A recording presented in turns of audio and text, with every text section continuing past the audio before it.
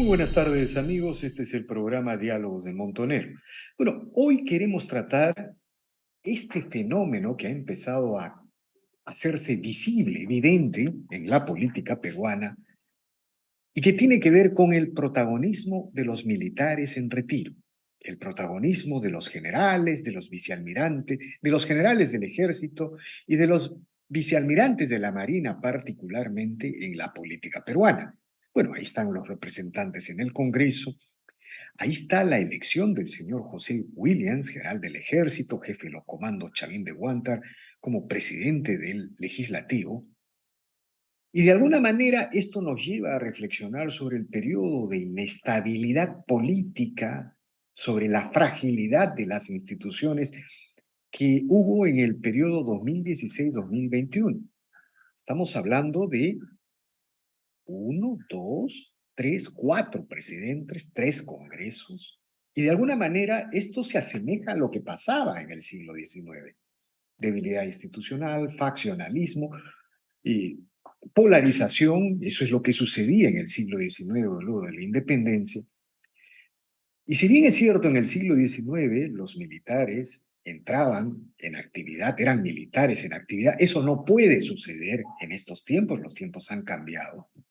Es evidente que ante el desgobierno general que desata el señor Pedro Castillo en su administración y la falta de una alternativa de la oposición, tanto dentro del Congreso como fuera de él, la gente empieza a ver de alguna manera en el protagonismo de los militares en retiro una posibilidad. Queremos reflexionar sobre estos temas. ¿Qué significa esto? Porque es vital para el proceso político peruano. Y por ese motivo, el día de hoy hemos convocado al vicealmirante José Calisto Yampietri, vicealmirante en retiro, un oficial en retiro con larga trayectoria en la vida pública en el país y quien ha tenido la gentileza de aceptar esta conversación. Buenas tardes, vicealmirante, gracias por la conversación. Señor Ponce, muy buenas tardes y muchas gracias a usted por su invitación. Estoy para servirlo. Bueno, de igual manera, señor Calisto Yampietri, quisiera preguntarle, ¿cómo entiende usted este protagonismo de los militares en retiro en la vida política? ¿Cómo se explica usted? Esto siempre ha sido parte de la tradición, pero se nota ahora algo muy especial. Hay que subrayarlo, ¿no es cierto? Está el presidente del Congreso. ¿Cuál es la explicación que usted tiene de este fenómeno, vicealmirante? Bueno, yo creo no equivocarme, que la particularidad que vivimos en este momento, en el tiempo en el que estamos desarrollándonos, en donde ya casi estamos cayendo en lo que podríamos definir como una anarquía, derivado de lo que yo digo una oclocracia en este país, la, la sociedad civil se encuentra realmente eh, desubicada, sin rumbo, se sienten perdidos, no saben realmente a dónde acudir, con quién soportarse. Las organizaciones militares per se tienen una estructura muy bien definida, jerarquizada, que acompaña al devenir del Estado desde su fundación y que de una u otra forma mantiene una direccionalidad claramente definida, que es lo que no tenemos en este momento, ¿no? Entonces, los civiles necesitan eh, apoyarse en algo estructurado para poder edificar lo que quieran O sea, llevar hacia adelante, ¿no? lo que usted... Y con eso termino, ¿no? Hay un dicho que reza y dice así, ¿no? Que cuando la patria está en peligro, se recurre a dos cosas, ¿no? A Dios, por un lado, para que nos ilumine y pedirle su, su, su, su amparo, y por otro lado al soldado. Pero lo que pasa es que cuando el peligro ya desaparece, Dios es olvidado y el soldado es juzgado. Ahora, pero no estamos hablando de un militar en actividad, son militares en retiro. Eso Es en primer correcto. lugar. Y en segundo lugar, no representan a las instituciones castrenses como tal. Pero lo que me parece entender de su reflexión, de su aproximación, es que usted está de alguna manera señalando, y es una idea que mucha gente comparte, particularmente el suscrito, que estamos viviendo un nuevo fracaso en los civiles. Es decir, no solamente porque el gobierno de Castillo ha generado un desgobierno general, sino porque no hay una alternativa en la oposición. O sea, la elección de Williams podría ser algo, algo, digamos, una expresión de ese tipo también, ¿no? O sea, algo de eso hay, no lo sé. ¿Cómo conecta usted esa? Como usted bien precisa, yo no me puedo arrogar la autoría ni la representación del sector militar ni nada por el estilo, porque yo ya soy un civil. Soy un civil como cualquier civil que existe en el Perú y es más, no deberíamos tener este tipo de disociación entre civiles y militares porque al final todo eso es una sola sociedad, ¿no? O sea, yo no hablaría de un fracaso de los civiles, ¿no? De Yo, los partidos civiles, digamos, yo de creo los que partidos políticos. lo que sí podríamos decir es que hay una fuerte debilidad, ¿no? Una fuerte debilidad de la estructura política en el país, ¿no? Yo estoy completamente convencido, por ejemplo, que la ley que sostiene los partidos políticos y los procesos electorales debería ser cambiada, ¿no? El tema de la participación, veamos lo que va a suceder este domingo en las elecciones municipales y regionales. La participación mayoritaria no está en los partidos políticos, sino están en los movimientos regionales. Entonces, los partidos políticos per se no están acendrados en la vida de la gente. Y entonces la gente, para este tipo de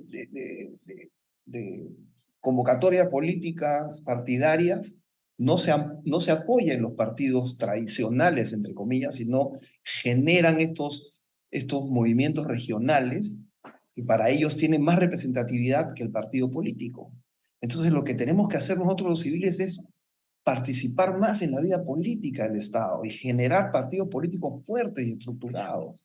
Ahora, Entonces, eh, eso es parte del fracaso, no como civiles, sino como sistema político.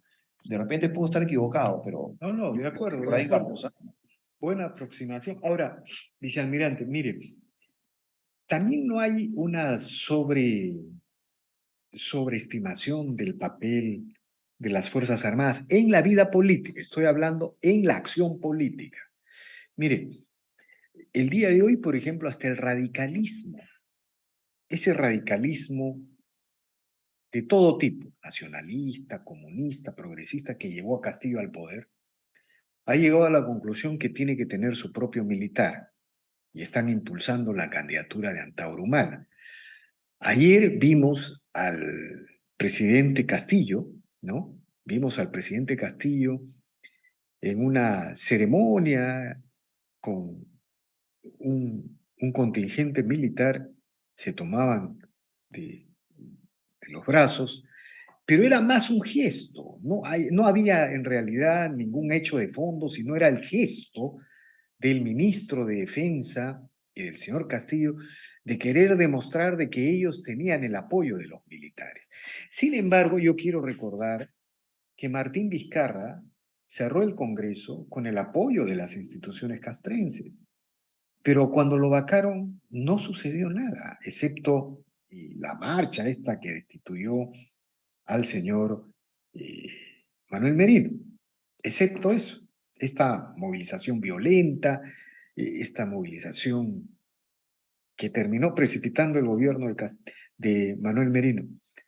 ¿No se está sobrevalorando también el papel de las instituciones castrenses en la acción política, en la vida política? Sería mi pregunta. Ok, a ver, esta respuesta va a ser un poquito larga, ¿no? Porque tenemos que analizar todo lo que ha sucedido para que se dé, por ejemplo, lo que hemos visto el día de ayer, ¿no? Y esto viene pues desde la liberación preplaneada de Humala. La liberación de Humala no es un evento aislado, es un evento que está claramente estructurado dentro de un plan, ¿no? Y esto va más allá del ofrecimiento que tuvo el actual presidente, el señor Castillo, en campaña de liberar Humala, ¿no? Pero además de eso, vemos, por ejemplo, que el padre de Humala fue a Palacio de Gobierno 2 días antes de la liberación de Humala. ¿Para qué fue a Palacio de Gobierno? para negociar con el gobierno. ¿Qué cosa quería negociar? Tener el posterior control de la Fuerza Armada, porque Humala es lo que ofrecía, ¿no? Y él, bueno, después de salir de su prisión por haber hecho bien su plana de Hello Kitty, entonces ahora viene a decir que él va a convocar a 1 millón de soldados para cerrar el Congreso, etcétera, etcétera, y autoconvoca que él será el único que podría frenar un supuesto golpe de la ultraderecha, y entramos en que entre la ultraderecha y la ultraizquierda, mire, cualquier cosa que sea, cualquier extremo está mal en la vida política de un país, ¿no? Y después de esto, nombran a un ministro de Estado en el despacho de defensa que ha sido el que postuló al Congreso por Solidaridad Nacional en un momento y después como vicepresidente del partido de Humala y de este señor Vega, ¿no?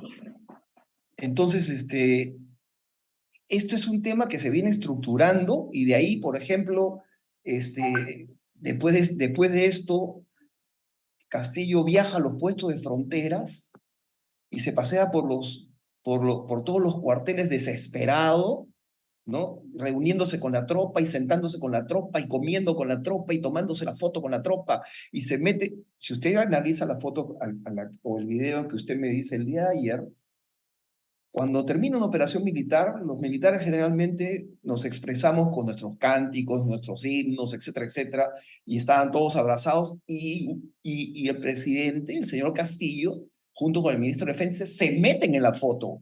A ellos no los invitan, ellos se meten en la foto para tomarse la foto con el ejército al costado y decir, yo tengo el respaldo del ejército. Después de una ceremonia de nombramiento del ministro de Defensa, los trae los comandantes generales y los hace tomarse la foto en su despacho diciendo, y saca un tuit diciendo, yo tengo el respaldo de la Fuerza Armada. Es su desesperación. Está viendo que su gobierno se desmorona y cree que apoyándose en estos actos va a tener el apoyo de la Fuerza Armada.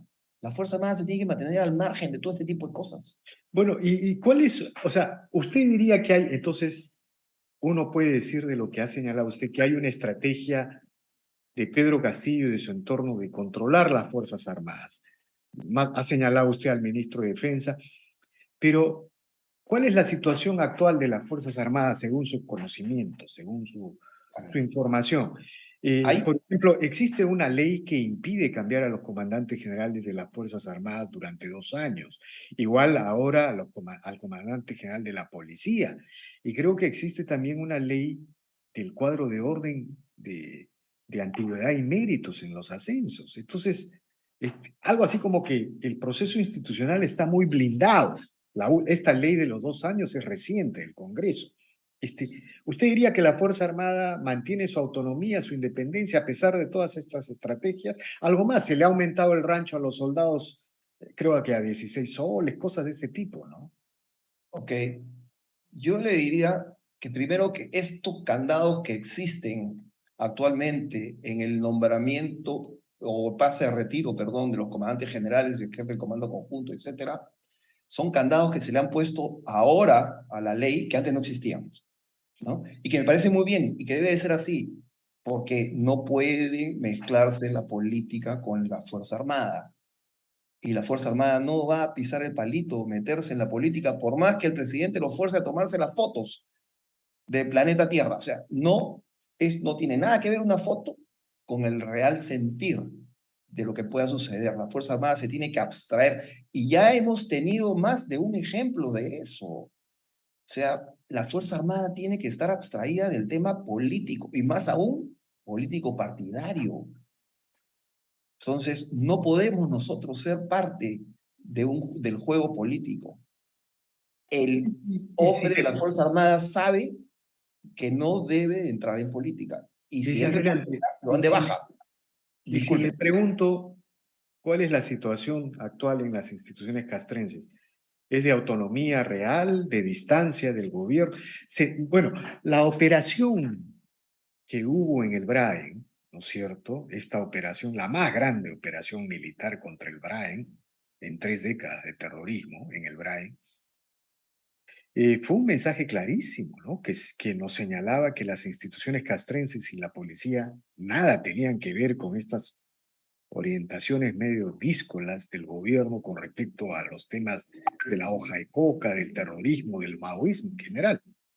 Bueno, yo le podría decir con conocimiento de causa, porque yo he tenido el honor de ser comandante del CIOEC, que es el Comando de Inteligencia de Operaciones Especiales Conjuntas, que es la unidad que ha desarrollado las operaciones en el BRAEM en esta última operación Patriota, y sé perfectamente bien cuál es el planeamiento que tiene esta unidad y su ejecución y la perspectiva que tenemos de erradicación del problema del terrorismo amarrado al narcotráfico en el BRAEM. Y eso no va a cambiar así pongan a uno o pongan a otro presidente, porque la estructura operacional está dada y la orientación operacional, perdón, estratégica, operacional y táctica también. Entonces, no es un logro del gobierno de turno. Esto es un logro del esfuerzo, el trabajo y el sacrificio de soldados, policías que están trabajando en un plan estructurado. De acuerdo. La operación Patriota es la continuación de varias operaciones que han venido sucediendo desde años atrás y antes de que el que hable haya podido ser comandante del CIOEC, porque esto viene de años atrás. Entonces, es la concatenación de esfuerzos que nos tienen que llevar al fin ulterior, que es eliminar el problema y darle estabilidad a la zona del Braem. Pero la estabilidad y el problema del Braem no es un problema militar netamente, es un problema que involucra al Estado como estructura en forma sistémica de varios elementos que tienen que conjugar y acompañar el esfuerzo del soldado y del policía. Ahora, Sí. usted en sus intervenciones iniciales en este diálogo habló de que hay una tendencia a la anarquía. Si le pregunto, ¿cómo explica usted que el Perú esté entrando nuevamente a un proceso? Estamos en un proceso en camino hacia una anarquía más que a una asamblea constituyente. Claro, la anarquía da para todo, ¿no es cierto? Pero ¿quién es el responsable para usted de esta situación? Eh, el gobierno de Pedro Castillo, las corrientes comunistas, el Foro de Sao Paulo, el eje bolivariano. ¿Cómo diagnostica usted la causa de la crisis del país? Es que la causa no es Castillo, la causa no es el comunismo, eso es el efecto, el que estamos viviendo en este momento. Definitivamente ha habido una desatención de parte del Estado, como Estado, en forma orgánica y sistémica, de las necesidades de la población. No quiero utilizar la palabra pueblo porque no me gusta utilizar esa palabra, porque acá tenemos el pueblo y el antipueblo. O sea, el que no está con el gobierno el día de hoy no es el pueblo, y es el antipueblo, y no es así. La población del Perú, el Estado peruano, la nación, tiene un grado de desatención que Pero, poco a digamos, poco se ha ido eso, acentuando. Entonces, la gente, nosotros cuando estamos en el monte, y yo lo digo con conocimiento de causa, el poblador se siente abandonado por el Estado. Y el único que llega es el soldado, el único que llega es el policía, y ahora últimamente en forma esporádica van algunas brigadas de salud, etcétera, etcétera, pero no acompañan al crecimiento y a la evolución del Estado. pero mire, es verdad, hay una base estructural de abandono, de exclusión de parte del Estado de grandes sectores, pero, a ver, pero por otro lado, la economía ha crecido como nunca, se ha reducido pobreza como nunca en la historia nacional, ¿ah? Nunca hemos tenido tan pocos pobres, 20% de la población, santo Dios. Todo el siglo XIX la pobreza, la población excluida era el 80%, ¿no? Y gran parte del siglo XX, después sobre todo de Velasco. Pero, pero, digamos, y por otro lado, mire, en el caso de Chile, ¿cómo explicar que se instale una asamblea constituyente, se elija al gobierno de Boric. Es decir, lo que le quiero decir es que no todo es situación económica, sino una voluntad política de las corrientes comunistas, de las corrientes del Foro de Sao Paulo, de utilizar esa base económica para crear estos relatos que lo llevan al poder. ¿Usted no tiene esa percepción? Pero por supuesto, que esta agenda no es una agenda individual, ni de personas, ni de gobiernos, ni de estados. Esto es un tema global y que nos está impactando a todo Sudamérica. Si no, veamos el escenario y está todo pintado de rojo, ¿no? Pero, ¿cómo se puede nutrir de este color, por decirlo de una manera, todo el continente? Por la educación. Yo soy un convencido que el tema educativo es el tema central acá, tanto como para infiltrar este tipo de tendencias, como para no permitirnos salir de las mismas. Entonces, si el pueblo no está educado, el pueblo no va a poder desarrollarse y va a ser mucho más fácil de manipularlo.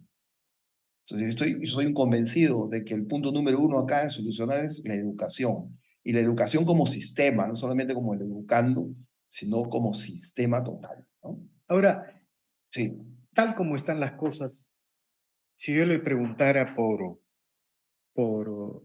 cuáles son, qué escenario, digamos, proyecta usted para el Perú, ¿Castillo va a durar en el gobierno? ¿Cree que su salida es en el corto, en el mediano, en el largo plazo? ¿Qué está pasando en el Perú en medio de este desgobierno general? Por otro lado, el Congreso, no hay la mayoría para vacar a Castillo, ¿no es cierto? Hay 50 votos que se oponen entre los elegidos de Perú Libre, 37, Juntos por el Perú y ahora los llamados niños. ¿Qué perspectiva tiene el Perú en esta situación, vicealmirante? A ver, yo le podría dar un enfoque de qué es lo que debería suceder, ¿no? ¿Qué es lo que debería suceder más de qué cosa es lo que va a pasar, ¿no? Porque tendríamos que tener una carta astral acá o un tarot, ¿no? Pero yo creo que cada uno debe hacer su trabajo en el papel que le corresponde desarrollar. Por ejemplo, el Ministerio Público está haciendo su trabajo y el Ministerio Público, ese trabajo va a generar un producto y ese producto va a tener que ser presentado al Congreso y el Congreso de la República va a tomar las acciones en consecuencia dependiendo de cuál sea el resultado, que usted y yo sabemos perfectamente cuál es. Acá el tema de la corrupción está tan salpicado en todo el sistema del Ejecutivo que esto no es fácil de limpiar si no es con una extirpación total. Entonces, por otro lado, eso va a tener que caer en el Poder Judicial y el Poder Judicial tendrá que hacer lo que tiene que hacer, ¿no? Y así en el Congreso. El Congreso, ¿no? Es una entidad que per se es odiada por todos, porque la mayoría no logra vacar a Castillo en este caso, por ejemplo, vamos a poner este ejemplo, pero como este ejemplo hay otros, porque no se puede hacer todo lo que la mayoría quiere, no se puede hacer todo lo que la minoría quiere, entonces hay oposición de la mayoría, hay oposición de la minoría, y entonces se desprestigia al Congreso. Y si esto es incentivado por el Poder Ejecutivo, es peor aún. De Entonces acuerdo. aquí el Congreso no va a ser popular en ninguna parte del planeta Tierra. De acuerdo. Ninguna Ahora, parte. Ni en Inglaterra, ni en Francia, ni en ninguna. ¿No? claro, Entonces, pero el Congreso es lo que define nuestra democracia. es correcto. El Congreso, pero es que eso es parte del juego político. No se puede tener el control total porque si no estaríamos en el otro lado de la balanza y cualquier extremo no es bueno. Si el Ahora, Ejecutivo tuviese el Congreso a su lado, entonces ya esto también se vuelve una dictadura y ya hemos vivido eso en este país. Entonces, el Congreso debería hacer lo que tiene que hacer y olvidarse del cálculo político, pero eso es muy difícil de que suceda. Por de ejemplo, acuerdo. hace rato, y con eso termino para no cortarle la viada, hace rato que este señor que es acusado de violador debió ser suspendido y separado del Congreso, con un juicio político, porque el Congreso no tiene juicios que siguen la estructura del Poder Judicial, son juicios políticos que son mucho más rápidos de desarrollar, igual que los niños. Eso es un tema que ya se debió haber resuelto hace rato. Y el tema de Boluarte también se debió resolver hace rato. Y el tema De de acuerdo. Castillo también, porque estos son Ahora, juicios políticos. ¿qué piensa usted de la candidatura de Antauro Humala y de su proyecto político? ¿Cómo calificaría?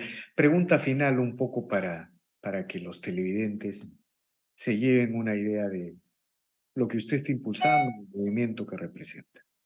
Yo no estoy impulsando ningún movimiento político partidario en este momento. Yo lo que estoy tratando de hacer es eh, orientar a la gente en la necesidad de despertar. Seguimos anquilosados en un statu quo que nos está llevando a que el Perú se vaya a un despeñadero y que puedan aparecer proyectos políticos tan disociados de la realidad como lo que pretende hacer Humala, ¿no?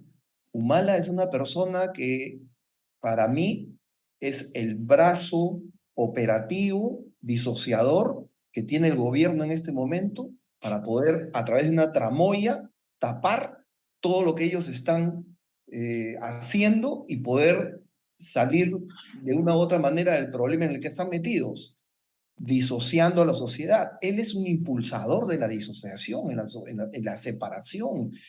Él está agarrando y utilizando como herramienta la fractura de la sociedad peruana a través de los ricos con los pobres, los de arriba con los de abajo, y etcétera, etcétera.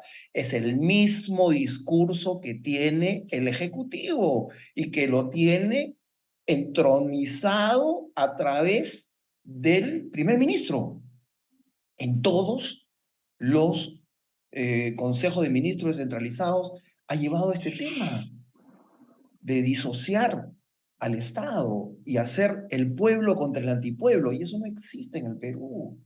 El Perú es uno solo, o sea, si yo tengo ojos verdes, soy más o menos que el que tiene ojos negros, no es así.